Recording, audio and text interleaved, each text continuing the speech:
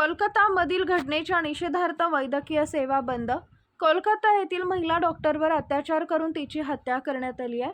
या घटनेचा Indian medical असोसिएशनच्या वतीनं जालन्यात निषेध करत छत्रपती शिवाजी महाराज पुतळा ते जिल्हाधिकारी कार्यालयापर्यंत रॅली काढण्यात आली.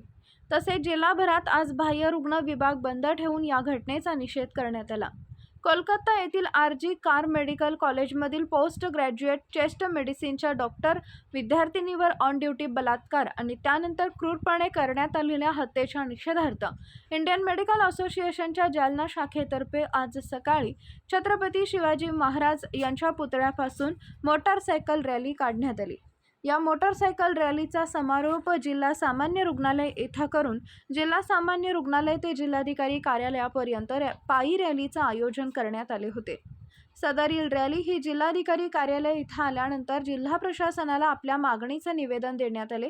तसेच दिवसभर अत्यावश्यक आणि आपत्कालीन सेवेव्यतिरिक्त 24 तास वैद्यकीय सेवा बंद ठेवण्यात आल्या.